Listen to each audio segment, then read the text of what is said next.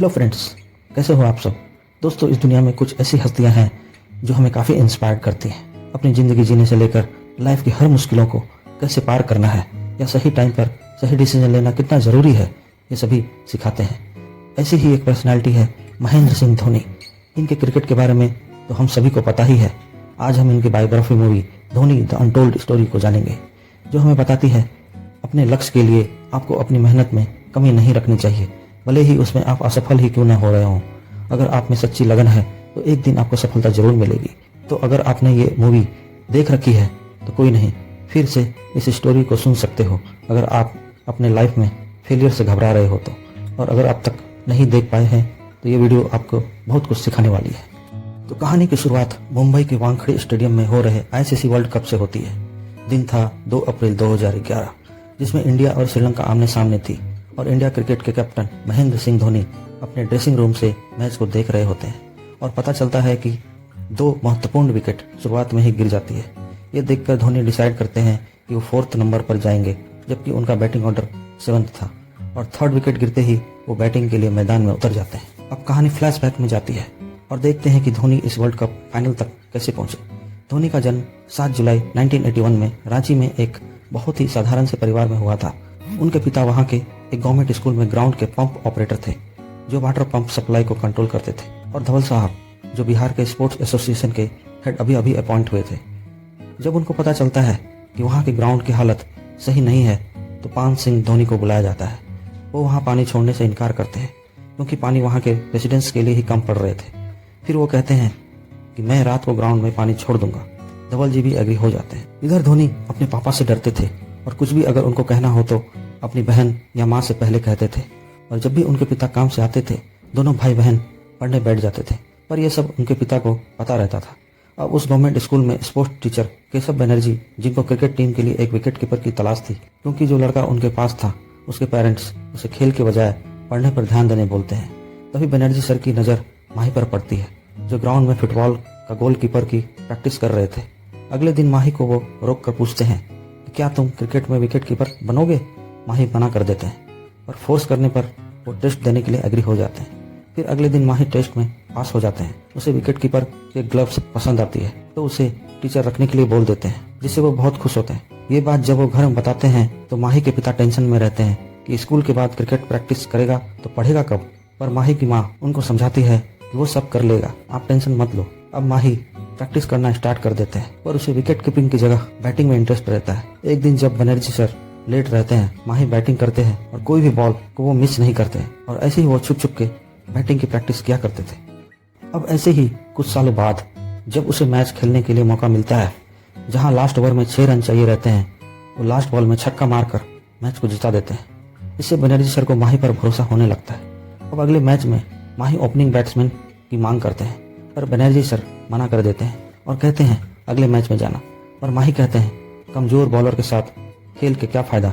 फिर माही की जीत पर वो मान जाते हैं और माही खेलना स्टार्ट करते हैं और माही छक्के और चौके की बारिश कर देते हैं। ये देखकर ग्राउंड में भीड़ लग जाती है और माही मार रहा है, ये सभी लोग को पता चल जाता है और ऐसे ही माही काफी पॉपुलर हो जाते हैं। अब अंडर 19 सिलेक्शन के लिए ट्रायल शुरू होने वाले रहते हैं और सेम टाइम पर माही का एग्जाम भी रहता है, तो दोनों ही इम्पोर्टेंट रहते हैं माही के लिए।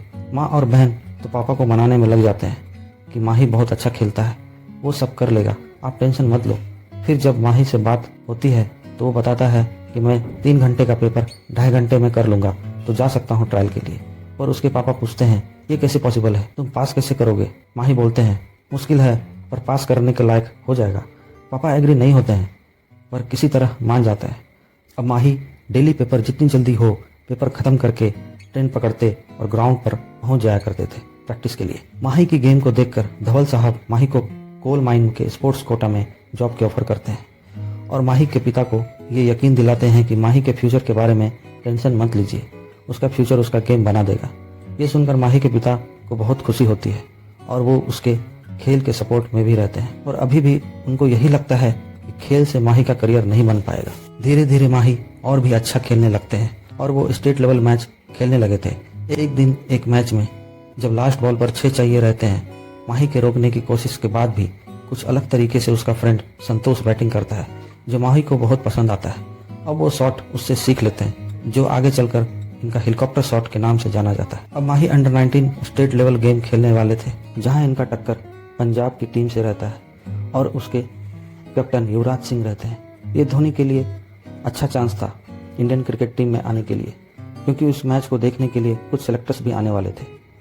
फर्स्ट बैटिंग माही की टीम को मिलती है। माही इसमें अच्छा खेलते हैं और पूरे 3 दिन का स्कोर 350 के करीब होता है।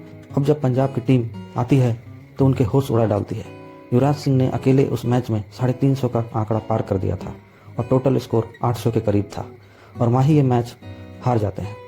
ये बात जब वो अपने दोस्तों को बताते हैं, वो बताते हैं कि हम मैच पहले ही हार चुके थे।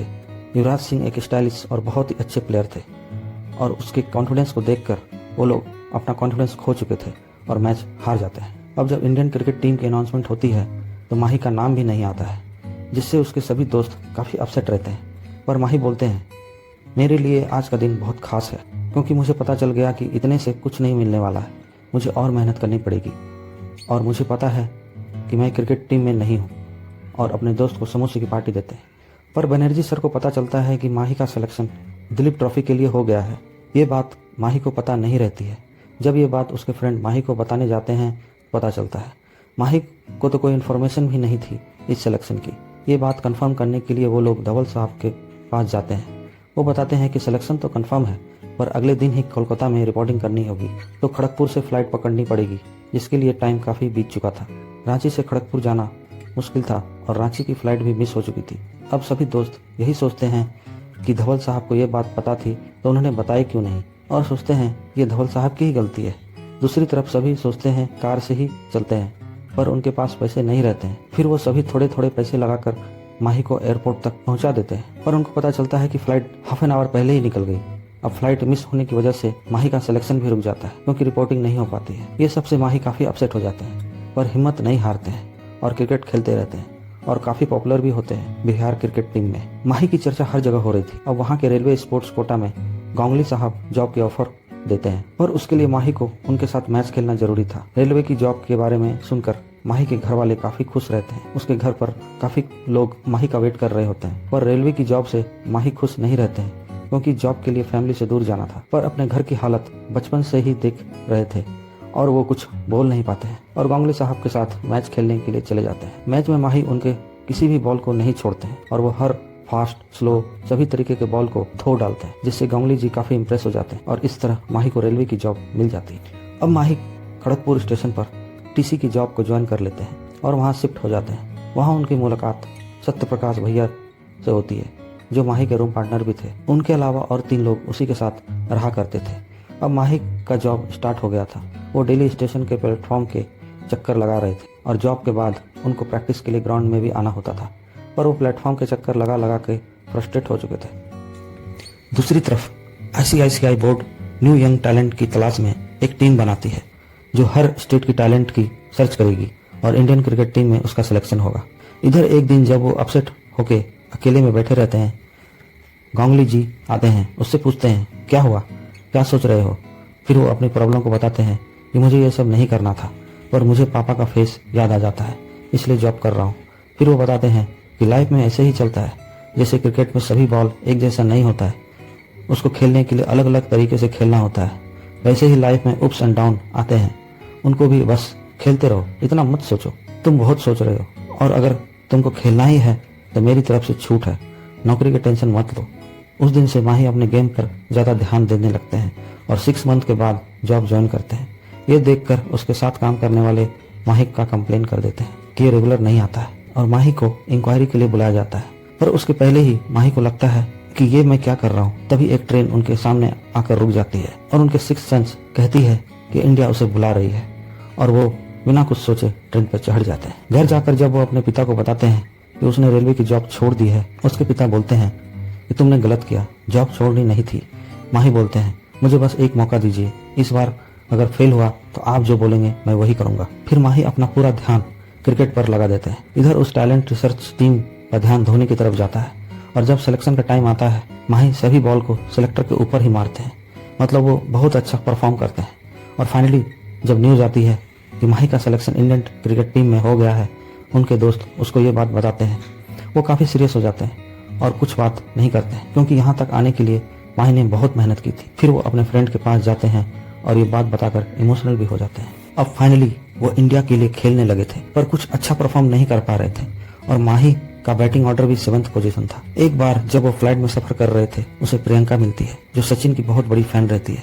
वो फ्लाइट में सचिन और क्रिकेट टीम को देखकर काफी एक्साइटेड हो जाती है और माही की सीट बगल में ही रहती है। उसे पता चलता है कि माही भी क्रिकेट टीम में है।